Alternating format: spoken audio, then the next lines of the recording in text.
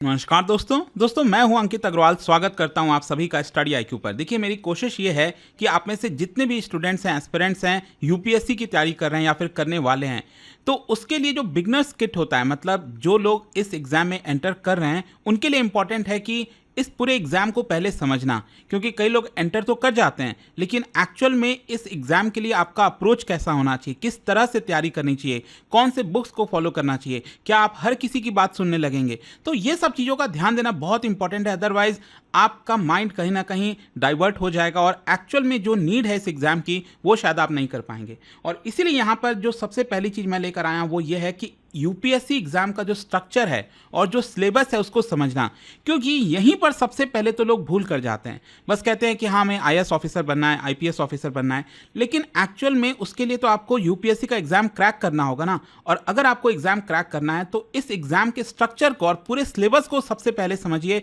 Otherwise ये आपके exam की सबसे बड़ी भूल होने वाली है। और मेरी कोशिश रहेगी कि आपको डिटेल में इसके बारे में बताऊं और किस तरह से अप्रोच करना है। ऐसा नहीं है कि मैं कोई बहुत ज़्यादा लेंदी चीज़ों को लेकर बताऊंगा, लेकिन हाँ, जो बेसिक चीज़ें हैं वो मैं आपको बताऊंगा ताकि अपने अंडरस्टैंडिंग के हिसाब से आप उसको मोल्ड कर सकें। चलिए शुरुआत करते हैं। अच्छा, जाने स्टार्ट करने से पहले यहाँ पर आपके लिए एक इंपॉर्टेंट इन्फॉर्मेशन है। आप में से जितने भी एस्पिरेंट्स इसकी डिटेल में प्रिपरेशन करना चाहते हैं, कंप्लीट प्रिपरेशन करना चाहते हैं, वो स्टडी आईक्यू आपको कराएगा। और यहाँ पर हमारा जो फाउंडेशन प्रतिज्ञा बैच है उसको आप अवेल कर सकते हो। ये समय समय पर हर 15 दिन के बाद कोई ना कोई एक बैच लॉन्च होता है और कोशिश यहाँ पर यही होती है कि जितने भी एस्पिरेंट्स इसके अंदर आ रहे हैं उनकी प्रिपरेशन अच्छे से कराई जाए। तो ये अगेन बैच जो है आप अवेल कर सकते हो। कोई भी अगर आपको डाउट वगैरह है बैच से रिलेटेड, ये मेरी पर्सनल टीम है, आप इनको कॉन्टैक्ट कर सकते हैं इस पर्टिकुलर नंबर पर और आपको क्लियरली बता दिया जाएगा कि किस तरह से आप जो है बैचेस को अवेल कर सकते हैं। खैर, स्टार्ट करते हैं। सबसे पहले जब हम यूपीएससी की एग्ज़ाम की बात करते हैं तो ये वाला जो पर्टिकुलर एग्ज़ाम है ना, जब हम कहते हैं आईएएस बनना है या फिर आईपीएस बनना है,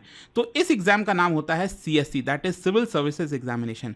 क्योंकि यूपीएससी तो एक संस्था है ना, इंस्टीट्यूट है, यूनियन पब्लिक सर्विस कमीशन, तो वो ये एग्ज़ाम कंडक्ट कराती है CSC, that is civil services examination. और यहाँ पर ये जो एग्ज़ाम है, ध्यान रखिएगा, साल में एक बार होता है, जैसा कि आप सब जानते ही होंगे। और इसमें मेनली 3 स्टेजेस होते हैं जो मैं आपको डिटेल से इसमें बताऊंगा। दैट इज, एक प्रीलिम्स होता है, दूसरा मेंस होता है और तीसरा इंटरव्यू होता है। और तीनों के ही अपने इंपॉर्टेंस है। कहीं पर भी आपको ये नहीं समझना है कि नहीं, अगर मेरा मेंस में अच्छे से आ गया तो इंटरव्यू में ज़्यादा कुछ नहीं आएगा तो कोई चलेगा, ऐसा नहीं है। अब प्रीलिम्स आपका नहीं निकलेगा तो ऑब्वियस सी बात है आप मेंस नहीं दे पाओगे, भले ही आपने मेंस की कितनी भी तैयारी की हो। मीडियम यहाँ पर कई तरह के होते हैं, जैसे फॉर एग्जांपल इंग्लिश होता है और हिंदी होता है। हाँ, लेकिन जो लैंग्वेज पेपर होता है वो आप अलग अलग, जो शेड्यूल 8 में जो लैंग्वेजेस लिखे हुए हैं उसके हिसाब से आप ये लैंग्वेज पेपर दे सकते हैं। लेकिन जो बाकी के पेपर्स हैं वो आपको इंग्लिश और हिंदी में ही दे सकते हैं, यही 2 लैंग्वेज है। एज लिमिट क्या है यहाँ पर, 21 ईयर्स से 32 ईयर्स, ये जनरल कैटेगरी के लिए है। और ऑब्वियस सी बात है, यहाँ पर जो अलग अलग कोटा सिस्टम है, जैसे फॉर एग्जांपल ओबीसी के लिए 9 अटेम्प्ट आप दे सकते हो, जो शेड्यूल ट्राइब्स के लोग हैं वो अनलिमिटेड दे सकते हैं टिल देयर एज लिमिट। ठीक है, तो बेसिकली जनरल के हिसाब से अगर हम देखें तो 21 साल अगर आपका उम्र हो गया है और 32 ईयर्स के बीच में ये आप एग्जाम दे पाओगे। अच्छा, क्वेश्चन ये है कि ये जो पूरा 3 स्टेज है वो क्या है। जैसा कि आप देख सकते हो, प्रीलिम्स, मेंस, इंटरव्यू। इंपॉर्टेंट चीज इसमें जानने वाली ये है कि जो प्रीलिम्स वाला स्टेज होता है वो सिर्फ क्वालिफाइंग होता है। क्वालिफाइंग कहने का मतलब कि ये जो स्टेज है वो आपको बस क्लियर करना है।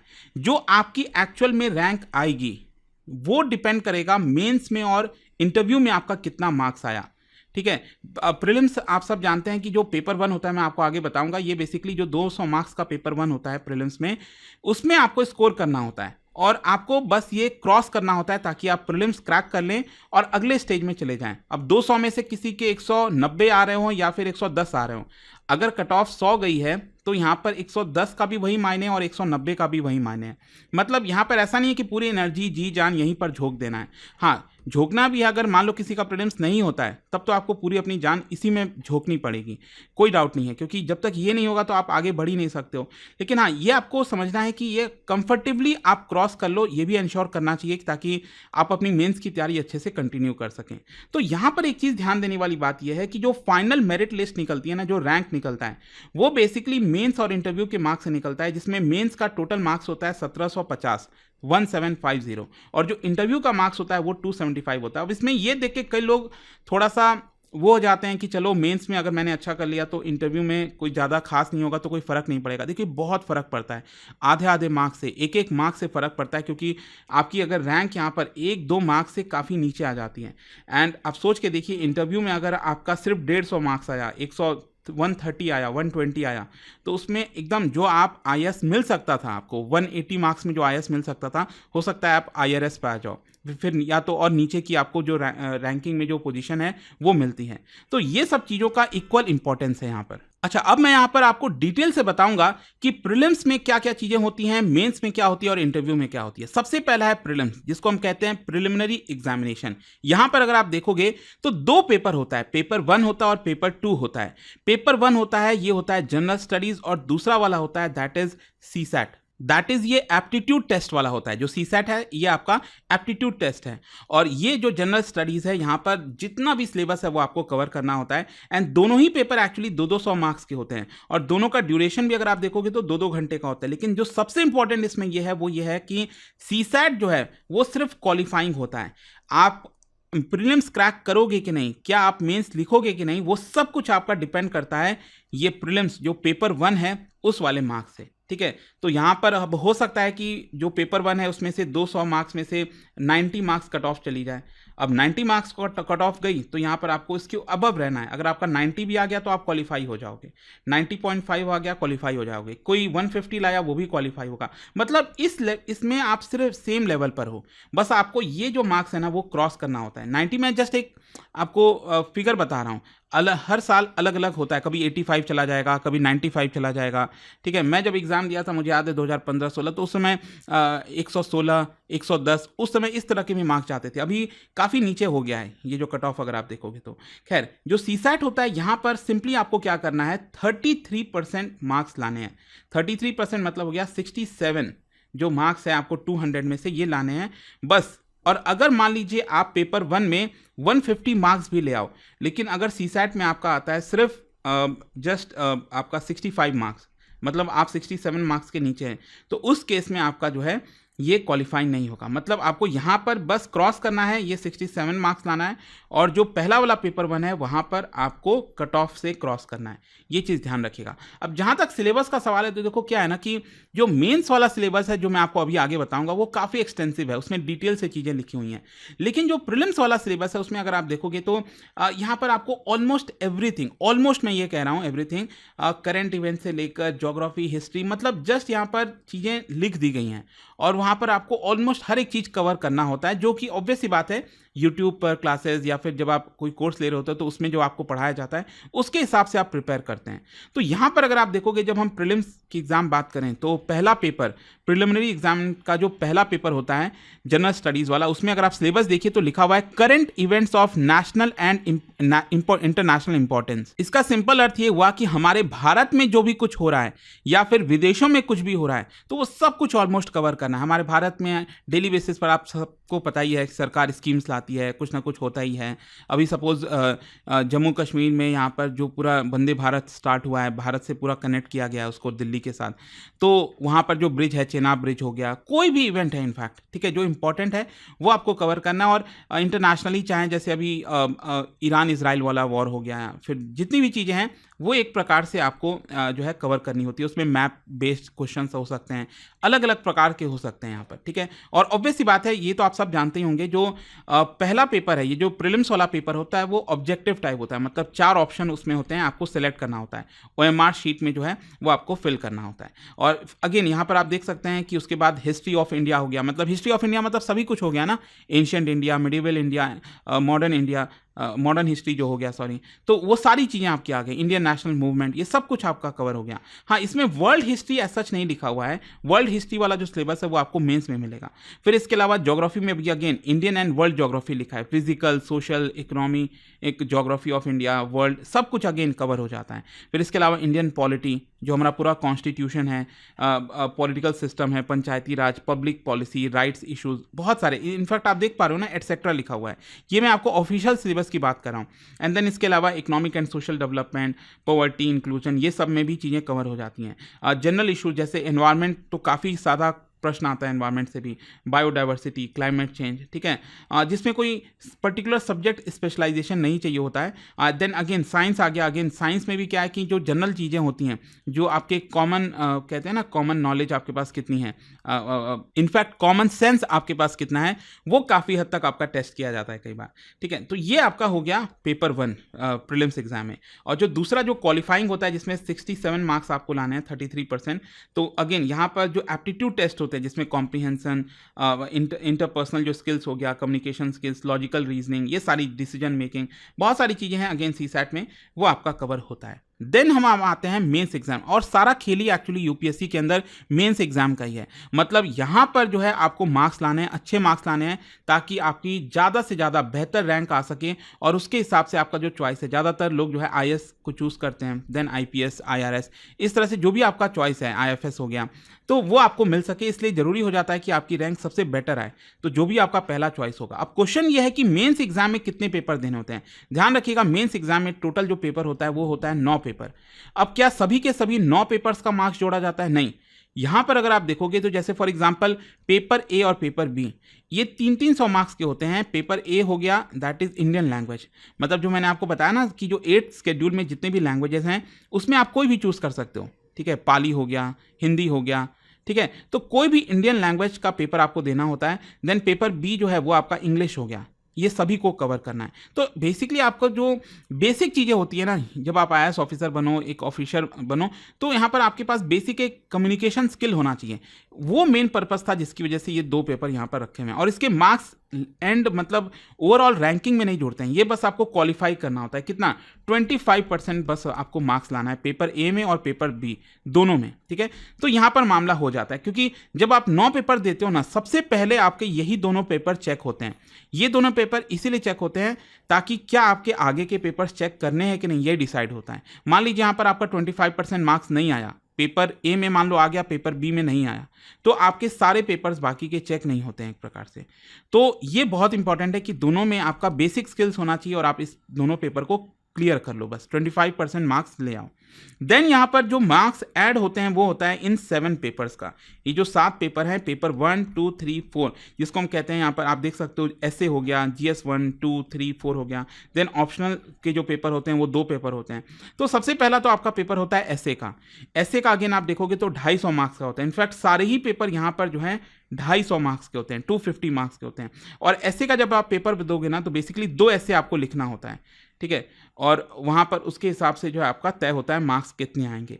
तो 250 मार्क्स का होता है। अगेन GS 1 होता है, जो मैं आपको अगेन सिलेबस बताऊंगा आगे, ये भी 250 मार्क्स, 250 मार्क्स। तो ये टोटल अगर आप जोड़ोगे, अच्छा 4 GS के पेपर हो गए। देन उसके बाद 2 होते हैं आपके ऑप्शनल सब्जेक्ट के, मतलब जो ऑप्शनल आपको चूज करना है। इकोनॉमिक्स आपको चूज करना है, इंटरनेशनल जो पॉलिटी और इंटरनेशनल रिलेशंस हो गया, ठीक है, हिस्ट्री आप चूज करते हो, कोई भी जो आप चूज करते हो ना, उसके आपको 2 पेपर देने होते हैं। और याद रखिएगा ये आपका डिस्क्रिप्टिव होता है, मतलब प्रॉपरली आपको लिखना होता है। 3-3 घंटे का पेपर होता है, एक पेपर जो है 3 आवर्स का होता है, और आपको एकदम डिटेल में लिखना होता है। इनफैक्ट यहाँ पर अगर आप देखोगे यूपीएससी में जो मेंस एग्जामिनेशन में लिखा हुआ है, that main exam assesses intellectual traits and depth of understanding, not just memory. मतलब यहां पर खेल फैक्ट का नहीं है कि आपको कितना फैक्ट के बारे में पता है, लेकिन किसी एक पर्टिकुलर टॉपिक में जो वो सवाल पूछा गया है, क्या उस सवाल को आप फुलफिल कर पा रहे हो कि नहीं। देखो, ये कोई आपका स्कूल या कॉलेज का एग्जाम नहीं है। यहाँ पर बहुत ही एक इंपॉर्टेंट चीज समझिएगा जो मैं क्या कह रहा हूँ, स्पेशली जो बिगनर्स हैं आप में से, ये जो पूरा आपका पेपर होता है, यूपीएससी का एग्जाम होता है, या कोई कॉलेज का एग्जाम नहीं है। नॉर्मली कई बार आपने देखा होगा कॉलेज को लोग बहुत लाइटली लेते हैं, स्पेशली जो कॉमर्स वाले स्टूडेंट हो गए, आर्ट्स वाले स्टूडेंट हो गए, तो लाइटली इसलिए लेते हैं कई बार कि हाँ चलो कोई पेपर है, वहाँ पर जाकर लंबे लंबे आंसर्स लिख के आ जाओ, जितना लंबा आंसर लिखो, अच्छा चलो इस हिसाब से मार्क्स मिल गया। यहाँ पर वो चीज़ नहीं चलेगा। यहाँ पर आपके पास टाइम बहुत कम है, लिमिटेड है। मतलब आप समझिए कि 3 घंटे का पेपर होता है, और एक एक क्वेश्चन आपको करीब 7 to 8 मिनट्स के अंदर अंदर करने होते हैं। एक एक क्वेश्चन 7 मिनट के अंदर करने होते हैं। और यहाँ पर डिपेंड करता है कि 150 मार्क्स 150 वर्ड्स में होता है एक क्वेश्चन, और दूसरा होता है 250 वर्ड्स का। तो उसी आपको वर्ड लिमिट में लिखना होता है। अब बैठ के काउंट नहीं करना है, लेकिन हाँ, एक अंदाज़ा आपको लग जाएगा जब आप प्रैक्टिस करोगे, ठीक है? तो इसका मतलब ये हुआ कि जो वो क्वेश्चन पूछ रहा है ना, बस आपको उसी को एड्रेस करना है, इधर-उधर भागना नहीं है। तो इसीलिए यहाँ पर लिखा हुआ है कि यहाँ पर मामला इंटेलेक्चुअल ट्रेड का है, आपकी अंडरस्टैंडिंग कितनी है किसी चीज़ को लेकर। और अगेन यहाँ पर लिखा हुआ है कि जो जनरल स्टडीज़ के पेपर होते हैं, ये जो मैंने आपको बताया ना, जीएस 1, 2, 3, 4, ये जो 4 जीएस के पेपर हैं, ये बेसिकली टेस्ट करता है आपका जनरल अवेयरनेस अलग-अलग सब्जेक्ट्स में, आपकी बेसिक अंडरस्टैंडिंग अलग-अलग इश्यूज़ में, जो आपकी एनालिटिकल एबिलिटी है, आपका जो व्यूज़ है सोशल इकोनॉमिक गोल्स को लेकर। मतलब जब आप आईएएस ऑफिसर बनोगे, आपको मदद करनी है ना, आपको गरीबों के लिए भी काम करना है। तो गरीबों के लिए जब आप काम करोगे तो आपकी अंडरस्टैंडिंग उनके प्रति कैसी है, तो वो सारी चीज़ें एक प्रकार से इन मेंस एग्जाम में पूछा जाता है। तो आपका जो आंसर है वो रेलेवेंट होना चाहिए, मीनिंगफुल होना चाहिए एक प्रकार से, और कोई आपको स्पेशलाइज्ड स्टडी नहीं चाहिए। आप कोई गोल्ड मेडलिस्ट नहीं होने चाहिए किसी सब्जेक्ट में, तब आप ये आंसर कर पाओगे। बहुत ही आसान सिंपल भाषा में आपको लिखना है। आपको ऐसा नहीं है कि अरे बड़े फैंसी वर्ड्स का इस्तेमाल करना है, नहीं है ये एग्जाम वैसा। बस आपके पास कॉमन सेंस कितना है, आप चीज़ों को कैसे समझते हो, तो ये चीज़ है। तो इसमें इसीलिए तो यही कहा जाता है ना कि जरूरी नहीं है कि आप अपने कॉलेज में टॉपर रहे हो, स्कूल में टॉपर रहे हो, तो यहाँ पर भी टॉपर रहोगे। ये एग्जाम काफी डिफरेंट होता है। अगेन यहाँ पर भी आप देख सकते हो, जो क्वालिफाइंग वाला पेपर मैंने बताया ना, इंडियन लैंग्वेजेस और इंग्लिश वाला पेपर, यहाँ पर भी आपको बहुत ही बेसिक अंडरस्टैंडिंग वाले क्वेश्चंस पूछे जाते हैं। शॉर्ट एसेज, यूजेज, वोकैबुलरी वगैरह हो गया, ठीक है, ये सारी चीजें इसके अंदर होती हैं। अब हम आते हैं मेन सिलेबस के ऊपर। अब देखो क्या है ना कि मेन सिलेबस में बेसिकली जो GS 1, 2, 3, 4 और साथ ही साथ जो चीज़ें हैं, ये जो GS 1, 2, 3, 4 है ना, 1, 2, 3, 4 वाला पेपर, यही सबसे इंपॉर्टेंट है पूरे सिलेबस का पार्ट। अगेन मैं आपको थोड़ा सा यहाँ पर दिखाता हूँ। ये ऐसे का तो देखो नॉर्मली है कि जब आप तैयारी कर रहे होते हैं ना, तो थोड़ा सा ऐसे की प्रैक्टिस कर लीजिए, उससे आपका ऐसे कवर हो जाता है। कोई अलग से आपको करनी, आपके पास एक माइंड मैप होना चाहिए बेसिकली, कि किसी भी ऐसे को अगर आपको लिखना है तो उसको आप अप्रोच कैसे करोगे। इनफैक्ट मैं आपको बताता हूँ, मेरे भी ऐसे में काफ़ी अच्छे मार्क्स आए थे, और इसका कारण ये था कि मेरे पास भी एक ट्रिक आ गया था। ट्रिक ये था कि कोई भी जो ऐसे होता है ना, इसको मैं 2 तरीके से उसको मतलब उस फ्लो में जाता हूँ। कोई भी ऐसे अगर आप देखोगे तो एक तो उसका टाइमलाइन के हिसाब से मैं लिखता हूँ कि स्टार्टिंग से लेकर, अब कोई मान लीजिए चीज़ हो गया जिसमें एंशिएंट से लेकर अभी तक क्या चीज़ें चल रही हैं, वो चीज़ आपको मेंशन करना है। एक तो वर्टिकल वाला चीज़ें कैसे चल रही हैं, और उस समय जो चीज़ें थी तो उसमें हॉरिजॉन्टली क्या क्या चल रहा था।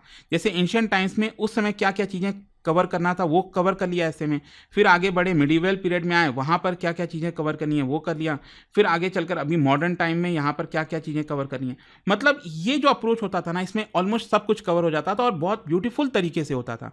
तो ये मेरी एक्चुअली हमेशा से अप्रोच रही थी ऐसे के पेपर को लेकर। अगर आपको अच्छा लगता है तो डेफिनेटली इसको इंप्लीमेंट कर सकते हैं। लेकिन अब मैं आता हूँ GS पेपर 1, 2, 3, 4 कैसे अप्रोच करना है। अगेन मेन सिलेबस अगर आप देखोगे, और देखो मेंस में क्या है ना कि आपको एकदम सिलेबस के हिसाब से जाना है, इधर उधर यहाँ पर नहीं भटकना है। ये प्रीलिम्स के पेपर की तरह नहीं है कि समझ नहीं आ रहा है। देखो प्रीलिम्स और मेंस का कोई अलग प्रिपरेशन नहीं होता है। आप प्रिपरेशन मेंस के हिसाब से करते हो, प्रीलिम्स की तैयारी ऑटोमेटिकली होती है। हाँ, प्रीलिम्स के एग्जाम के पहले आपको एकदम फुल फ्लेज तरीके से फोकस करना होता है उसके ऊपर, फैक्चुअल कुछ चीज़ों पर फोकस करना होता है, मॉक टेस्ट बहुत सारे देने होते हैं, वो होता है प्रीलिम्स की तैयारी। लेकिन अल्टीमेटली सिलेबस क्या है, वो तो एक ही है ना। तो यहाँ पर मेंस का जो सिलेबस है वही आपकी प्रीलिम्स की भी तैयारी है। तो जो GS पेपर 1 अगर आप देखोगे यहाँ पर, तो वो उसके अंदर लिखा है Indian heritage and culture, history, geography of the world and society. तो बेसिकली इसके अंदर हिस्ट्री, ज्योग्राफी और सोसाइटी, ये 3 चीज़ें आती हैं। जैसे फॉर एग्जाम्पल इंडियन हेरिटेज और कल्चर के अंदर भारत का जो कल्चर है, आर्ट फॉर्म हो गया, बेसिकली जो आर्ट हो गया ना पुराने समय में, लिटरेचर, आर्किटेक्चर, आर्ट फॉर्म, उनसे लेकर एंशिएंट टाइम से लेकर मॉडर्न टाइम्स तक वो सारी चीज़ें कवर करनी है। मॉडर्न इंडियन हिस्ट्री में अगेन यहाँ पर जो 18th सेंचुरी से लेकर देश की आज़ादी हो गया और फिर उसके बाद से पोस्ट इंडिपेंडेंस, ये सारी चीज़ें अगेन आपको कवर करनी है। मैं डिटेल में नहीं जा रहा हूँ, लेकिन हाँ आप चाहो तो इसको यहाँ पर पढ़ सकते हो। देन अगेन इसमें मैंने आपको बोला था मेंस के सिलेबस में वर्ल्ड हिस्ट्री आता है, तो हिस्ट्री में आपका वर्ल्ड हिस्ट्री भी आ जाएगा पेपर 1 के अंदर। तो यहाँ पर ये सब कुछ आपको कवर करना है। इंडियन सोसाइटी में भी यहाँ पर जो NCERT का इंडियन सोसाइटी वाला NCERT आता है वो आप पढ़ लोगे, that is more than enough. और जो कुछ इंपॉर्टेंट चीज़ें ना उसके ऊपर फोकस किया करो। For example role of women and women's organisation, population, associated issues, poverty को लेकर, डेवलपमेंट इश्यूज को लेकर, अर्बनाइजेशन, इसको लेकर एक छोटा छोटा नोट्स बना लो, तो उससे आपको काफ़ी हेल्पफुल होगा, ताकि इससे रिलेटेड कोई भी क्वेश्चन आता है तो वो आपको चीज़ें ध्यान में रहेंगी और आप अच्छे से आंसर में तुरंत लिख पाओगे। क्योंकि जब आप एक्चुअल में एग्जाम हॉल में होते हो ना, मतलब आपको सोचने का भी टाइम नहीं रहता। इट इज़ जस्ट दैट कि क्वेश्चन पढ़ा, अगले 2 सेकंड बाद बस जो है आंसर लिखना स्टार्ट कर दिया। इस तरह से चीज़ें चलती हैं। देन अगेन इसी पेपर 1 के अंदर ज्योग्राफी में भी अगर आप देखो तो ऑलमोस्ट एवरीथिंग, अर्थक्वेक, सुनामी, ये सारी चीज़ें, अगेन इसमें आपको प्रॉपर एक प्रिपरेशन करना होता है, नोट्स बनाने होते हैं ताकि ये सारी चीज़ें कवर हों। नेक्स्ट अब हम आते हैं यहाँ पर पेपर 2 को लेकर। पेपर 2 में बेसिकली पॉलिटी से रिलेटेड है, governance, constitution, polity, social justice, international relation.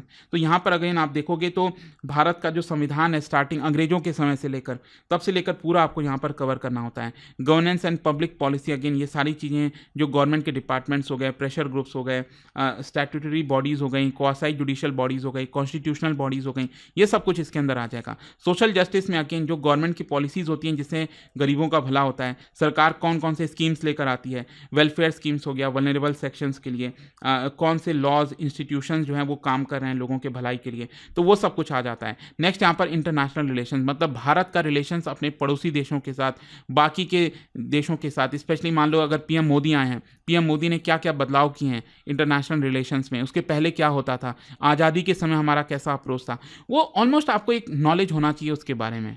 Next अगर हम बात करें पेपर 3 के बारे में, जो जीएस पेपर 3 है, तो यहाँ पर इकोनॉमिक्स हो गया, साइंस एंड टेक्नोलॉजी हो गया, बायोडाइवर्सिटी, एनवायरनमेंट, डिजास्टर मैनेजमेंट, ये सारी चीज़ें एक प्रकार से कवर हो जाती हैं। और इकोनॉमिक्स तो आप सब जानती हैं, इंडियन इकोनॉमी के बारे में, planning, mobilisation of resources, development, growth क्या होता है, इंक्लूसिव ग्रोथ क्या होता है, मतलब बेसिकली देखो क्या है ना कि ये पूरा सिलेबस मैंने यहाँ पर लगाया है, तो एक एक जैसे फॉर एग्जाम्पल इंक्लूसिव ग्रोथ, तो इसके ऊपर आपके पास एक नोट्स प्रिपेयर होना चाहिए कि इंक्लूसिव ग्रोथ का मतलब क्या है, उससे रिलेटेड इश्यूज क्या होते हैं, गवर्नमेंट बजटिंग के बारे में आपके पास एक प्रॉपर नोट्स होना चाहिए, मेजर क्रॉप्स, क्रॉपिंग पैटर्न, हमारे देश में जितने भी पार्ट्स हैं भारत के उसमें क्रॉपिंग पैटर्न कैसा है, डिफरेंट, मतलब आपको सिलेबस के हिसाब से चलना है, इधर उधर बातें मत सुनो, मैं बता रहा हूँ आपको।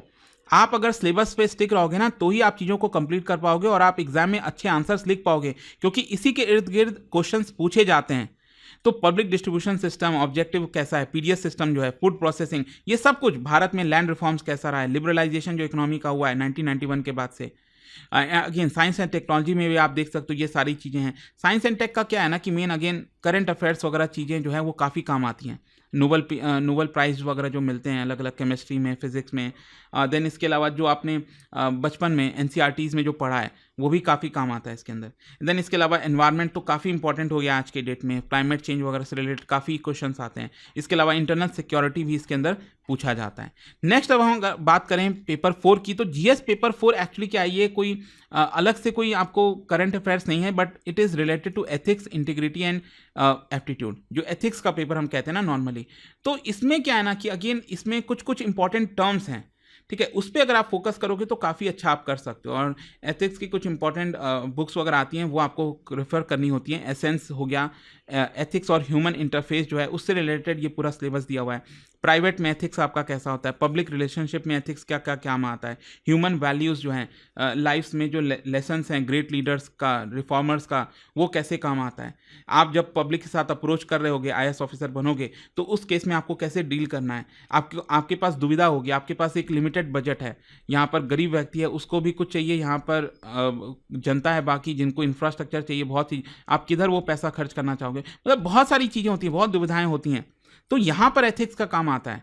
तो एप्टीट्यूड, फाउंडेशनल, जैसे इंटीग्रिटी हो गया, इम्पार्शियलिटी हो गया, इसके ऊपर आपका नोट्स होना चाहिए प्रॉपर।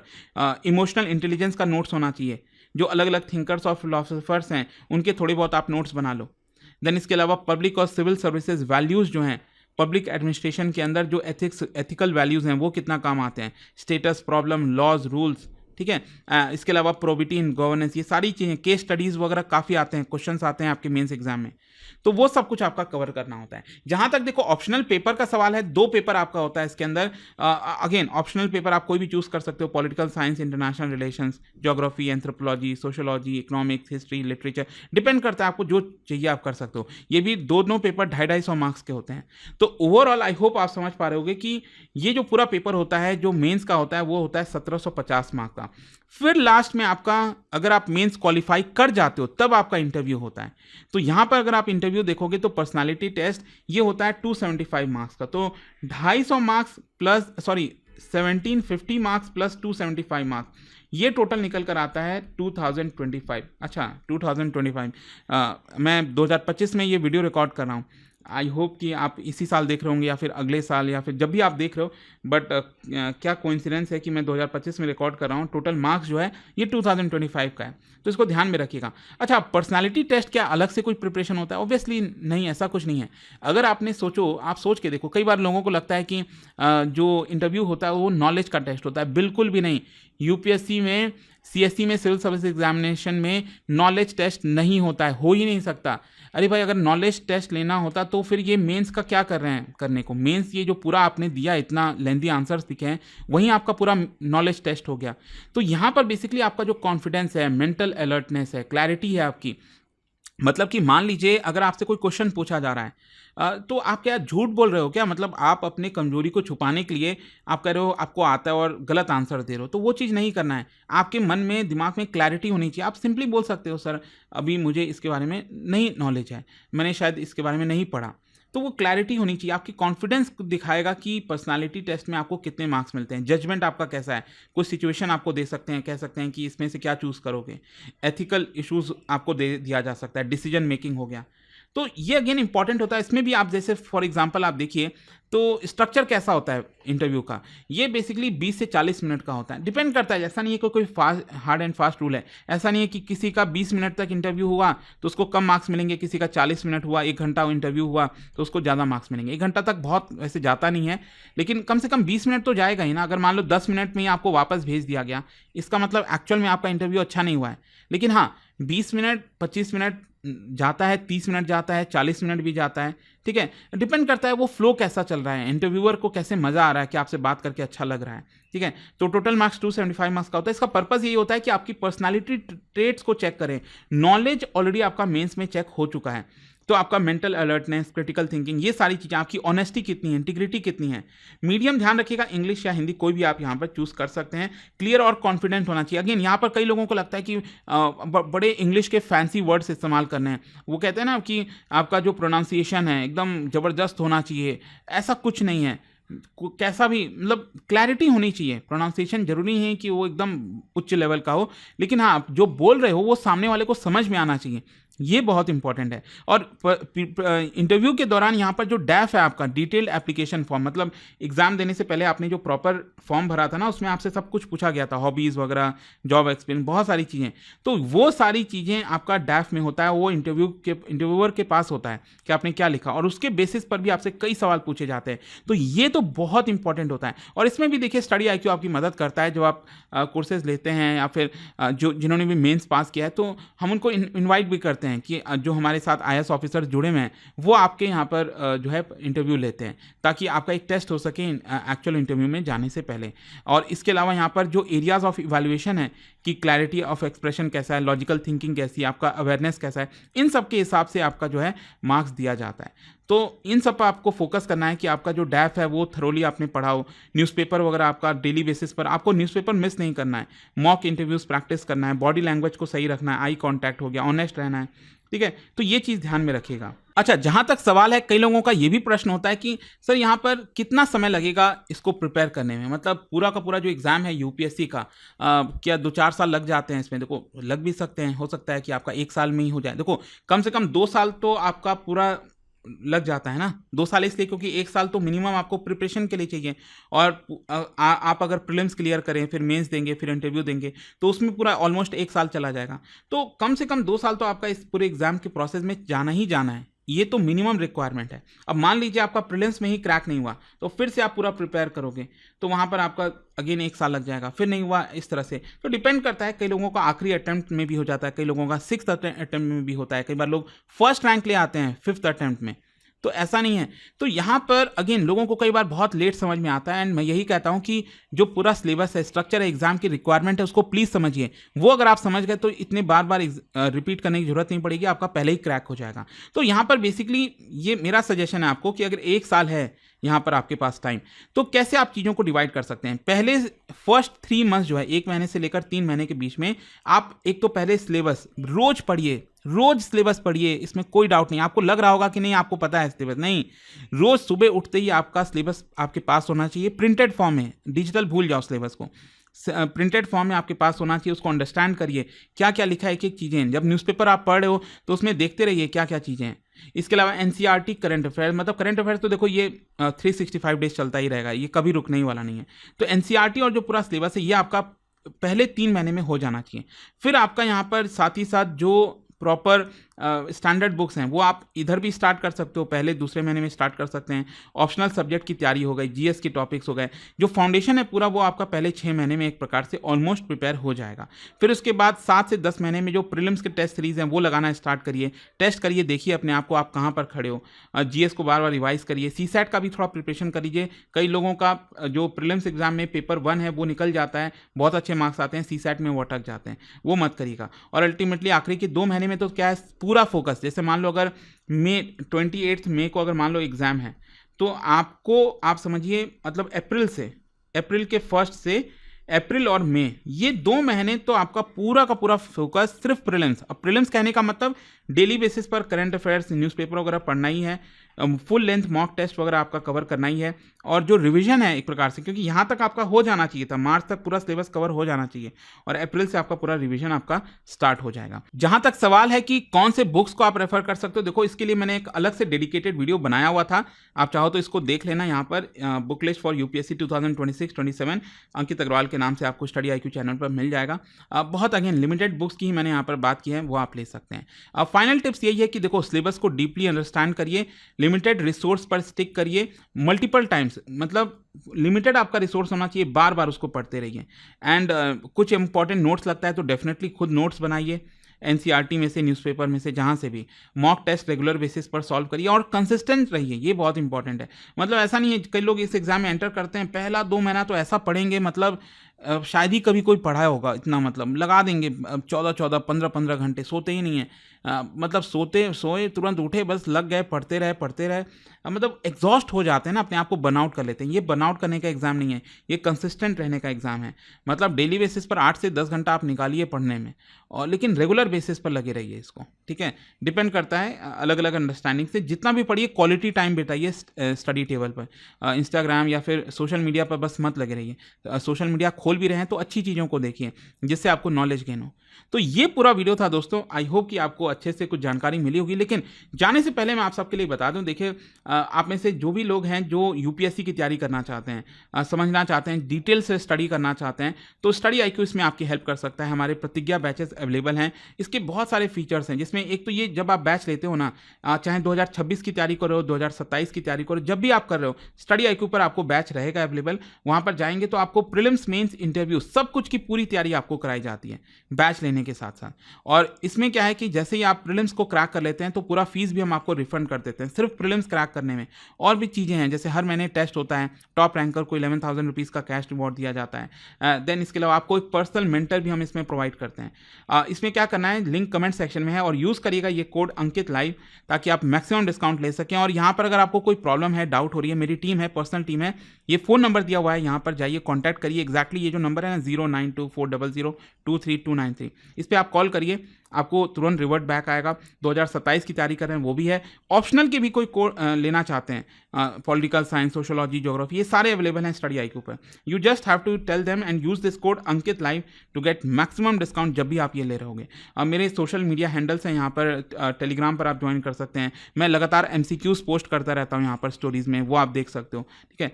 कोई प्रॉब्लम हो मुझे सोशल मीडिया पर जरूर जोड़िए, और कोर्सेज के लिए इस नंबर पर जरूर कॉल कर लीजिएगा, वहाँ पर आपको हेल्प हो जाएगी। आई होप कि ये जो वीडियो है वो आपके लिए हेल्पफुल रहा होगा, and hope to see you guys, and all the best for your exam. Thank you दोस्तों। एक बड़ी खुशखबरी है, P2I फाउंडेशन 2026 प्रतिज्ञा बैच अब हो चुका है लाइव, और नया बैच 23 जून से स्टार्ट हो रहा है। यह सिर्फ एक कोर्स नहीं, यह है एक कंप्लीट रोड मैप जो आपको जीरो से IAS ऑफिसर बनने तक लेकर जाएगा, step by step guidance, full mentorship के साथ।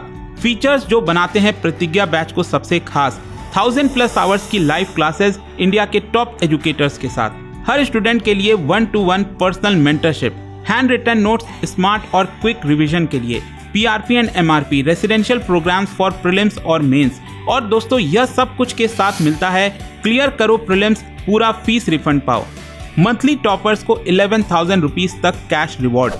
और हाँ, सुबह से कई स्टूडेंट के मैसेज आए, लेकिन 10 जून के बैच अब क्लोज हो गया है, तो सुन लीजिए, 23 जून से वही बैच दोबारा स्टार्ट हो रहा है, सिर्फ आपकी डिमांड पर। इसको लेने के लिए आप क्लिक कर सकते हैं कमेंट सेक्शन में लिंक को, और यूज करना है आपको code Ankit live ANKITLIVE checkout के समय, ताकि आप मैक्सिमम डिस्काउंट पर इस बैच को ले सकें। सीट्स लिमिटेड हैं और बहुत तेजी से भर रही हैं, तो देर मत कीजिए, आज ही शुरू कीजिए अपनी IAS की जर्नी विद प्रतिज्ञा।